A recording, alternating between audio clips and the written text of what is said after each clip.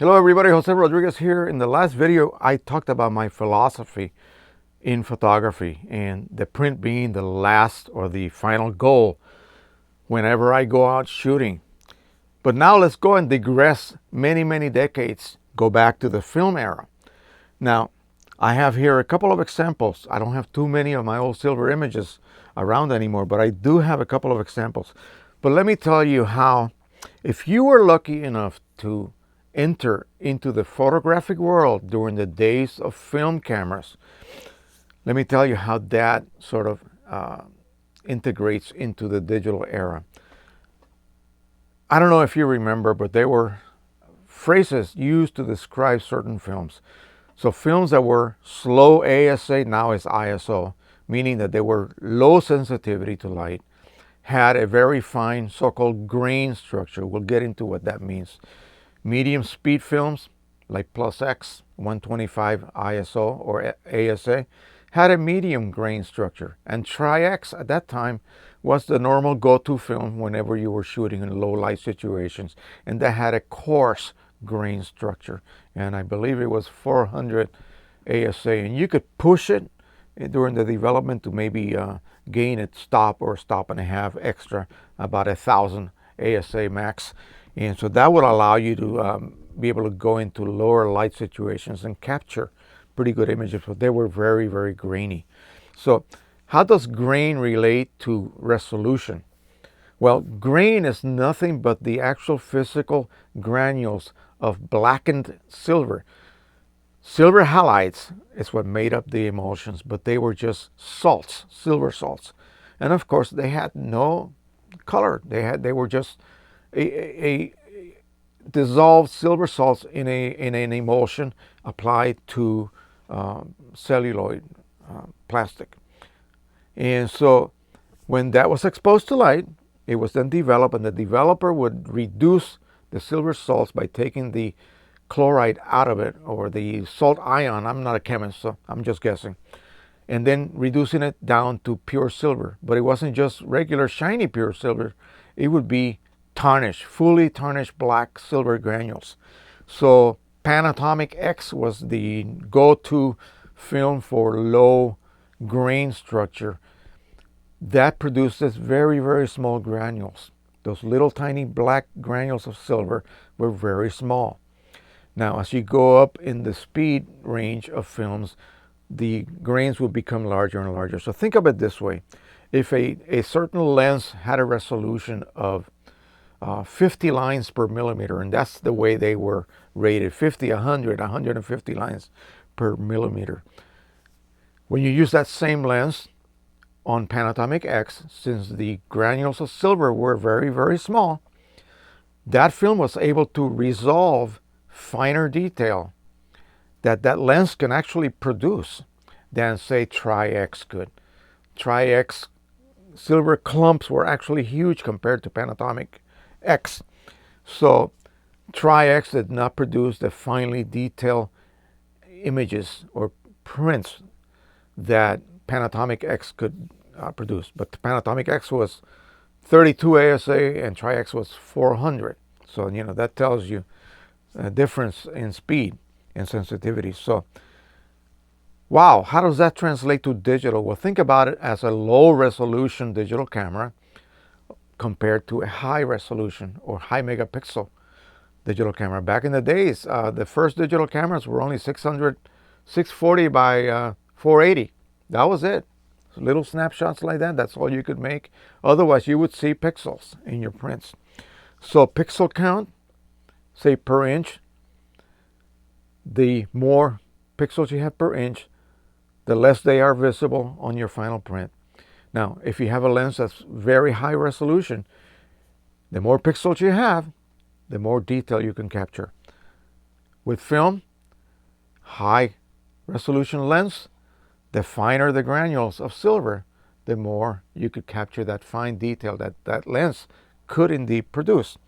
But often in our photography, we were quite marveled. Back in the 60s, everybody loved high contrast, grungy looking photography, so they pushed Tri-X to the max, maybe 1200 ASA, meaning they have to underexpose and overdevelop that film to bring it back to a certain level of density that you could print and produce a decent print.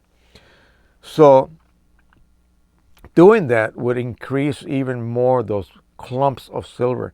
So you had very grainy looking images, but people love that grainy looking, grungy look to their prints.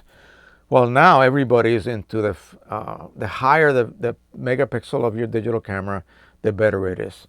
Well, the fact of the matter is that we have lost that look that we so loved back in the 60s and 70s. Well, from the 40s, 50s, 60s, 70s, that era was for me, my era. That's when I learned photography. And so I miss that look. I have a couple of examples here. And this is a real silver image, not RC paper. This is the high level silver paper. And it's glossy.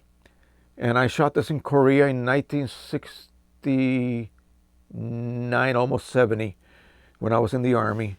And as I look at it, I see that wonderful film grain everywhere. It's homogeneous. Now, film grain would be smaller in the shadow areas, okay? Because remember, on the negative, the shadow areas are practically clear. So anything that was dark meant that it did not get exposed by a high level of light. So it had very little effect on the silver emulsion and thus produced very little reduction of silver, which meant that the little granules were very small and that area was practically clear, and they would produce shadows, okay, dark tones. So in the negative, these are transparent. The highlights are the denser areas of the negatives. And so why are they dense? Because they have more silver granules and they are actually clumped into larger clumps. In the shadows, the granules are actually small and tiny. In the highlights, the granules are actually larger and clumped into big clumps of silver, literally. And so the grain structure would be more pronounced in the highlights. So you have this transition of grain structure from the shadows to the highlights, becoming coarser and coarser as the tonalities become lighter and lighter.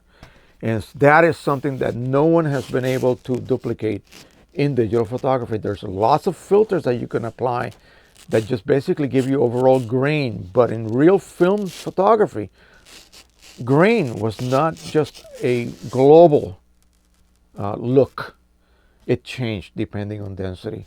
So I hope somebody comes up with some sort of filter that produces the correct amount of grain. I know that Silver Effects plugin sort of does that, and I haven't really delved too much into it to see whether it can actually produce the real, honest to goodness film grain and not just an overall application of a global type of grain. But anyway, here's another image, and this one's a little bit grungy. This was shot on Tri-X. And it's my poor oldest daughter, very sick. She had a fever, stayed home that day from school. And here she is with her Holly hobby, I think she is, on a teddy bear, not a panda bear. And she's laying in bed just feeling miserable. And I shot a little pic of her and printed it on glossy, on ferrotype paper. This is full silver paper. And again, here the grain is very small and tight, and here in the lighter areas is more pronounced. And that's the way that film translated itself, I guess, physically to print. And the look is just something that really you cannot capture very easily digitally. And so let's go over to the digital world. Now this, I look at this immediately, I say, that's film. That was shot with film, no doubt. Now, digital basically produces very smooth images, almost creamy looking. They don't look like film anymore. They look homogeneous. Tonalities are just creamy. And people have forgotten what it looks like to print on film. Here's my standard image done on matte paper. Now, let me go back. We had several textures to work with. You had glossy, you had a semi-gloss, which is like a type E type print, which was not ferrotype, it was just air dried on a drum. And then you had matte, and then you had several textures. You had a weird one called silk, which looks like a little pattern of just a grid. I hate that. It scans horribly because it actually has a raised pattern on it. And when you try to scan to, say if you have to do a restoration on an old photograph that was done on silk paper, absolutely horrible to work with and very difficult. But at any rate, now we have a multitude of different papers with every kind of surface texture you can think of. And cameras, let me tell you a secret, folks. Today's cameras are able to or let's just say today's sensors are able to outperform the lenses pretty much. A 24 plus megapixel, even higher, and even those cameras that have special super high megapixel backs for like studio cameras, like the kind that a lot of commercial studios use. They have a special digital back, and you're talking about 60 megapixel. They're able to outperform the lens. Film always pretty much underperformed the lens due to the grains of silver. A grain of silver was always larger than the finest detail the lens could produce.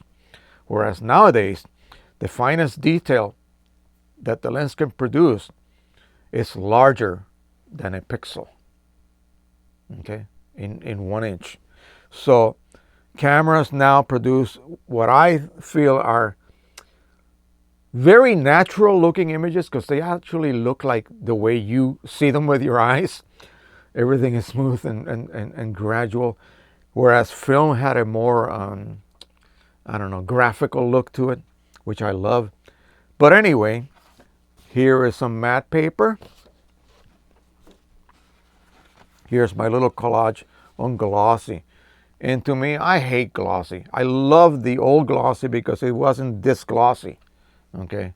It just looked beautiful, and it had like a burrito, like today's burrito gloss papers. They have a little slight pearly, pebbly surface to them, and it's just lovely. But yeah, the old glossy, nothing comes close to that. And here is semi-gloss. Well, semi-gloss, no, this is actually luster. And luster is okay. It comes relatively close to the look of the unferrotype gloss paper of the silver era. Problem is, it's got this plasticky look to it, It just has it. And again, I see no grain whatsoever. An image this big shot on film would definitely have grain. And so it loses that photographic look, if you want to call that look photographic. This is more like a reproduction to me. This is a reproduction of that truck in that field. It's smooth. There is no indication that this was shot with anything. It looks like I'm looking through a window and there's the truck. So there's nothing, there's no texture on the overall image. There's no texture in the shadows. There's no texture in this dense, bright areas that film would produce due to that grain. But this is what we have now, folks. So we have to appreciate it. Matte paper. So this is your matte semi type. I think it has a bit of a texture to it. And this adds a little bit more character to the image. But it's still, these tones here should have grain. If it was film, this would be grainy. This is so creamy, it almost looks like it's gonna melt off the paper.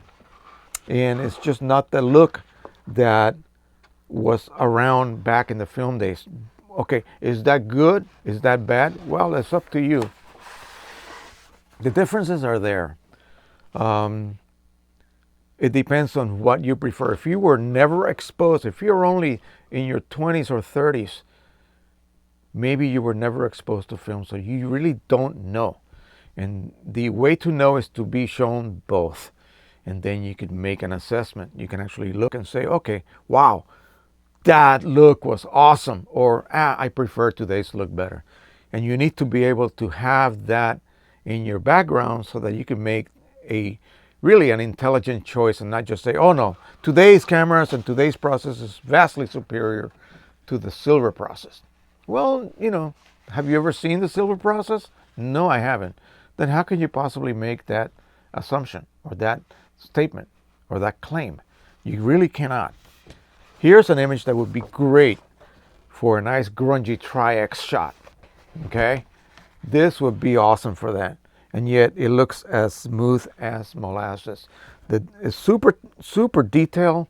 Yeah, you cannot complain. It looks as if I shot it with film that was even finer grain than Panatomic X, which at that time was the best fine grain film in the industry. And it had to be developed a certain way for you to be able to enhance that low grain or very almost imperceptible grain look. And it was great for certain things, but it really wasn't good for capturing fast moving, you know, football players being tackled into the mud with mud flying everywhere. That asks for the grungy look of Tri-X. And with a 24 megapixel camera, full frame type camera, you just don't get that look. You have to actually add that in post-processing. And when you try to do that, it's not really real looking. Remember, I described that it's not global, the grain that digital, that film produced, I should say.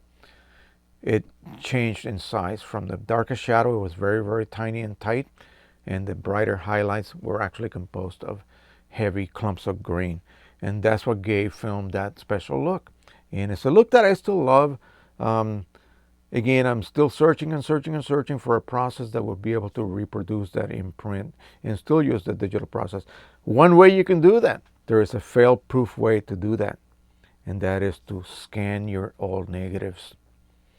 And you scan them at the highest possible optical resolution that you can possibly do it in, so you capture every little grain clump and every little you know, anything that's in that negative has to be captured beyond the resolution of the negative. So you have to use a high enough capture resolution to exceed what the negative has to offer.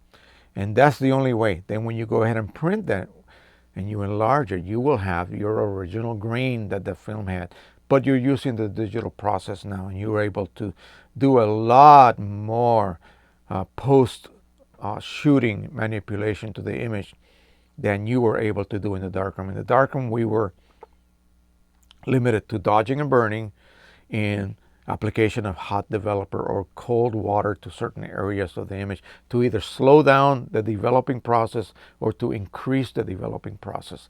And they did that locally. Ansel Adams was an expert at doing that, and he kept copious notes per print, and he was able to reproduce the same effect on every single print to the point where the user really didn't see the difference. That's why they paid tens of thousands of dollars for any of his images in print. All right, that's it. I hope that did not put anybody to sleep. I find it a very interesting subject, and several of you asked me if I would be willing to discuss that in video. And I'm going to go back and dig up a box of folding cameras that I have. They're all roll film cameras of the folding variety. And I hope that you guys will enjoy looking at these oldies. All right, thanks once again. I have a little list of other topics to talk about here. So hopefully I will be able to do this list this week and provide it for you guys, so you have something to watch late nights on this coming up weekend. And like I said, I hope this is a good year. I showed you these earlier. The cartridges are coming probably this week, and hopefully it will prove to be something that's usable. I hope so. If it doesn't, well, then that's the way to find out. You have to test. All right, thanks everybody. Don't forget to subscribe, click that little bell so you get notified whenever I upload new material. Share and like, as always. You guys have really been helping me with the likes. If you don't like it, go ahead and hit on like, but at least tell me why you don't like it. Some people just click on like to be mean, and they fly away and they don't tell me. So this is not one of those channels where people don't care. I actually care what I put out, and I hope you guys enjoy it and like it. All right, happy printing everybody. Bye-bye.